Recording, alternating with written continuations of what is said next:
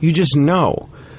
And it kills television. And writers' rooms think that they're perfect. They perfect scripts and they ruin TV shows in the process. That's what I think happens. Do you think I find the dialogue? I was watching a show on Showtime recently, and the dialogue was very snappy, patterish. Yes. Like nobody talks real on television. There's no organic dialogue and no organic speech patterns. It's all fucking. It's all clipped TV talk. Yeah, it is, and it's arrogant because what it is, it's a lot of I'm being an asshole here, but there's a lot of collegiate TV writers who don't. You're right. Who just want people to sound a certain way and who don't want the audience to weigh in and they don't want to let moments linger and but there's a way that unfunny people make funny that they're like, I'm in a comedy right now. I'm in a comedy right now. That's what I always want people to say in sitcoms. Neil Patrick Harris and that, I'm a smarmy character. Yeah, you better watch what I say because it's, he just, everything he's saying is dripping with this fake comedy thing. He wins these Emmys for comedy. He's completely unfunny. I don't. That's my opinion of his work. I have no idea. He might be the greatest guy in the world. I don't care. But there's a lot of comedy that's worked. That's just like we're doing this. Like I remember on Lucky Louie once we changed dialogue on the set. Me and Pamela rewrote something that came to the floor, which was certainly my prerogative. It was my show. Yeah. And one of the writers took offense that we changed something, and I'm like, what's your problem? And he said, we worked hard on that dialogue. We vetted it.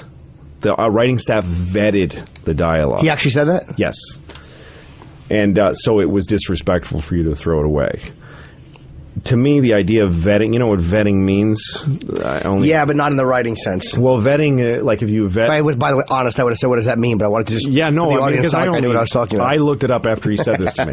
The only time I ever heard vetting was in the political context, when they pick a VP or something, they vet him, and it was they analyze, find everything out they can about him, and then they scrutinize.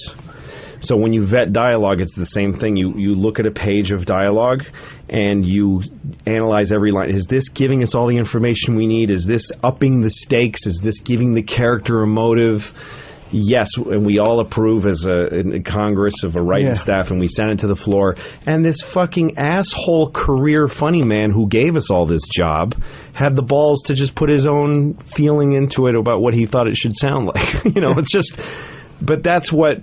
a lot of TV writers are like. They think that there's this science to it, it's not even a science. It's just a bullshit craft.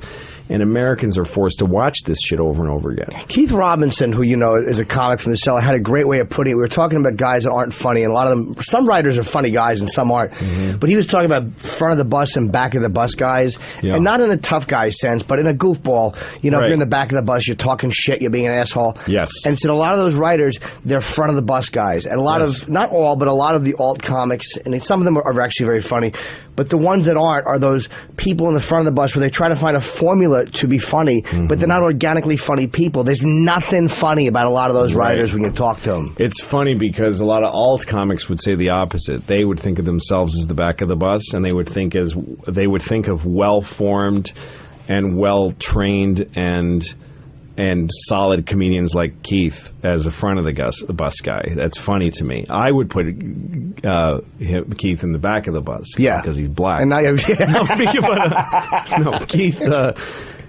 Keith is, by the way, one of my favorite comics. Oh, is he a funny fucking dude? Severely underrated. Yeah. Every time I see him, he has a new bit, and it's funny. And here's why he's underrated, because he's fucking lazy and he won't do certain things. No, because he won't put himself out there. But as a guy, too, Keith is sickeningly funny. He's an abusively funny fucking dude. He's like sit on the corner and make people laugh. No, he's great.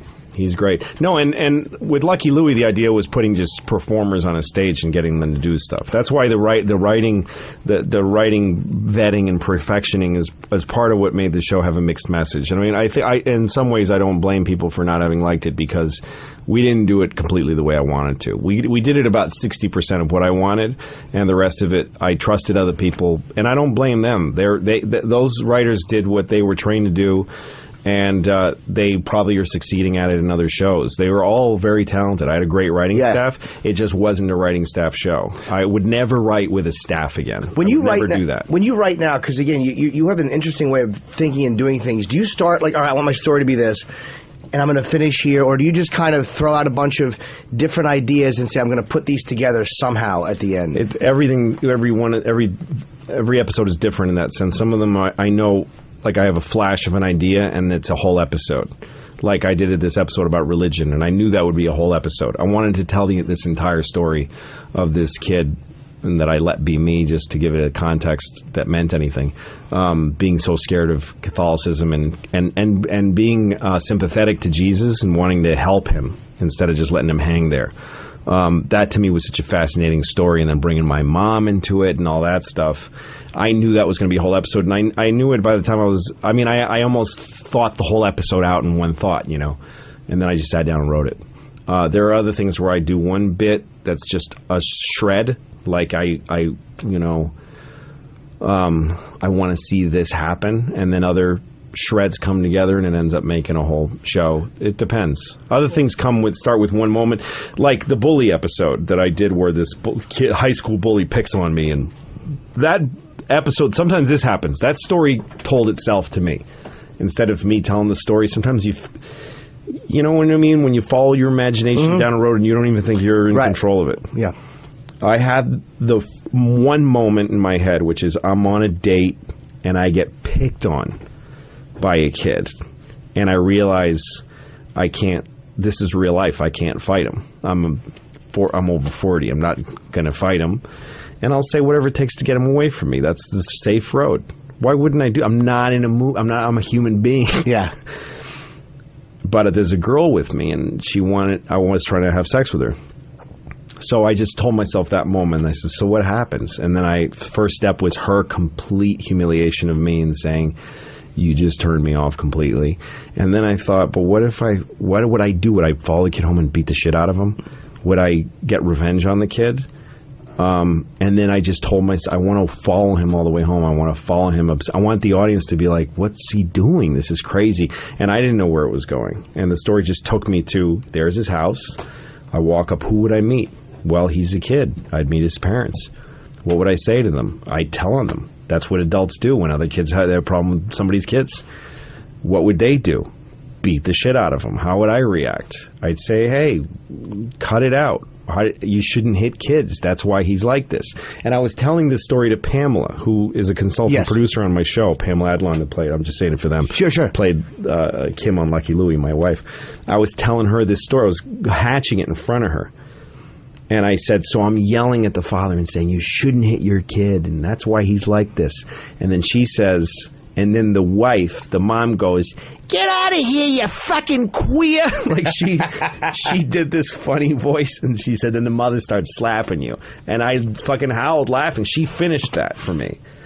And so we went out and cast a woman with that voice, and we did the whole thing. It was great. So sometimes it's like that. It's all of a piece, and it starts with one little, I want to see this moment. And rather than set up, like, have a phone call, I call the girl up, I start a date, I go, who are these kids? Why are they like this? Here's the moment. Sometimes it looks totally different than other episodes. Like, I like the show to feel different almost visually every episode. The music's different depending on what we feel like showing. What do you do when you have a thought that you want to articulate? Like, there's been things I'm writing that I can't, like, I know what I want it to be, but I fucking sit down, I just can't articulate a certain piece. That's really hard. It's frustrating. Yes, I have 1,000 great ideas that I've thought, I've gotten flush in the face with excitement. This is going to be so good. And I write down the note, write this idea. And then when I sit down, okay, I'm going to write. And I start interior bedroom day, and it won't come out of me. Like, I can't make it happen. What do you just go back to it? Like, I'll write something down. Sometimes go back to it. I keep it on a card, and I go, I know there's something valuable there, and I couldn't sit down and write it. Once I started making the scene, there's a few ways I've approached that moment. Some of them, you get this sick feeling in your stomach, like, I can't write this. Or you start writing and it sounds fake, and you stop. I can't do something I don't enjoy. That's why I can only do a show like this. If I was working on a show where I'm kind of like rolling my eyes and plowing through it, I would kill myself. And that's not a good thing. I think a responsible human being does things, grits their teeth, and does stuff. Right. But if I'm writing a bit that's not inspired and that I'm not driven to write, that's not flowing out of me, I just stare at the page for a while. Sometimes I'll start writing bad dialogue and then let it catch up to itself and get better. Right. Sometimes just having it written out, I'm like, good, I have it. It's not good, but it exists. And I could go back and fix it. Because it's easier to go back and edit something or fix something than it is to actually just conceptualize something. I don't know that that's true. I don't know that that's true. Really? I think sometimes when you write stuff, it has a tendency to gel, to harden, so that you can't fix it again. See, I like to edit because I have an emotion when I write anything. It's like it has to just kind of come out there, and then I can go back and fix it. But it's hard to recapture the emotion or the excitement sometimes. It is. That's a huge part of what we do. And a lot of times, like with stand-up, if a bit killed, most bits that really kill because of the feeling you put behind them, because of the way you're being, because you're animated by the thought, not by the perfect